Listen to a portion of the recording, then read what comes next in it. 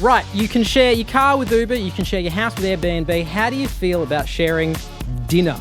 That is what is on the table this week. It is a new Australian startup called Welcome Home. Yes, you can open up your house and turn it into a pop-up restaurant, but would you actually use it, and is it any good? Well, to debate that, we have our panel this week. Claire Connolly is a freelance technology reporter, and Ed Husick is the opposition spokesperson on digital innovation and the member for Chifley, and his camera technique is excellent. Sit down and answer the questions. All right, would you actually use Welcome Home? I got to say no, but then again, if you'd asked people a few years ago, would you hop in someone's car or would you stay in someone's place outside of a hotel or a B&B? That just goes to show you people are constantly thinking, well, if you've got something that is an asset that is not doing enough work, how do you start thinking creatively about, getting it out there, using it more?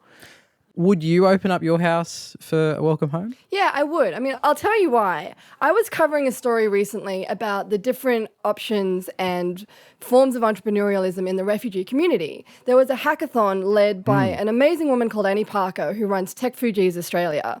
And one of the apps that was developed at this hackathon was very similar to this app. It was a shared food experience, and the purpose of it was to create a sense of ease and hasten the process by which refugees settle in Australia through shared food experiences. And that feeds into that idea of technology as a sort of a social changer as well. Yeah. Absolutely. And I think if we're going to develop a culture in Australia and sort of forge ahead with this new digital economy, it behooves us to change our cultural attitudes as well. And I think an app like this goes a long way towards that. In terms of the actual restaurateur, let's call them, there's a police check that they do on them, and then there's obviously the rating system where you can say as a user that they're dodgy, they're not dodgy, they're great.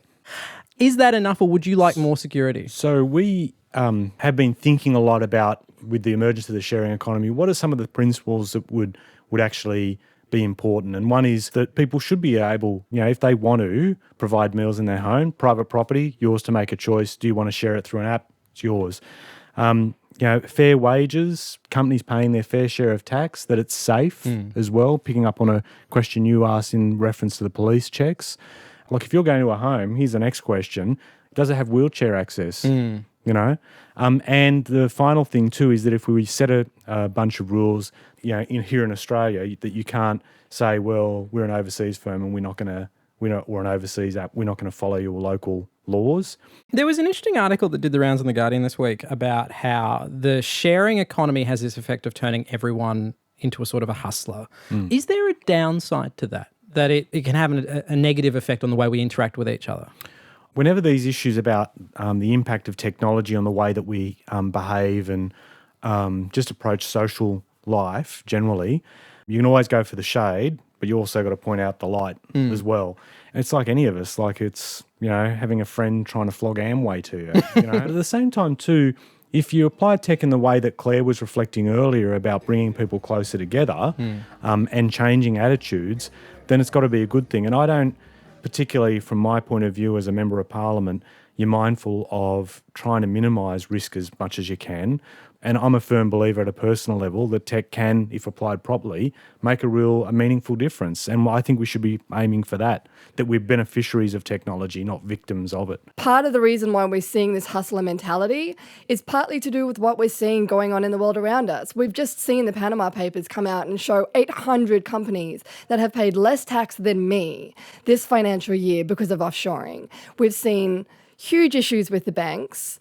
And I think this hustler mentality is the result of a dying middle class. And people are struggling to make ends meet more and more, and they're going to do whatever that they can within their energy and time to ensure that they can support themselves. And if it means having someone over for dinner a couple of times a week or driving an Uber on the weekends, that's what they're going to do. If people are so concerned about the effect these technologies are having on us, then we need to look at the financial and political system as a whole and say, where are these people being let down, and why aren't we doing anything to make their participation the economy all that easier? And this has been the concern with the emergence of the sharing economy, that you're not creating apps that are undercutting other people's wages, that you're doing something, making a bit of money that someone else has actually dedicated their life to as a career, and suddenly they're competing against someone that's prepared to wash your car for $1.20 or something, And I was talking to someone in Silicon Valley who said that they're noticing a lot of young people going into this because they saw their parents who had worked a lifetime for a particular company literally overnight in the GFC lose their job with nothing and even their savings gone. So they've gone, you know what? I'm not going to risk it working for someone else. I'll start my own firm. All right, there is lots more to this discussion on the audio edition of the show, including an extended chat about an ideas boom. What really makes something boominess? Boominess is not a word. That's Claire Connolly. That's Ed Husick. All of which you can find on the audio edition of Download This Show, which is available on the RN website now.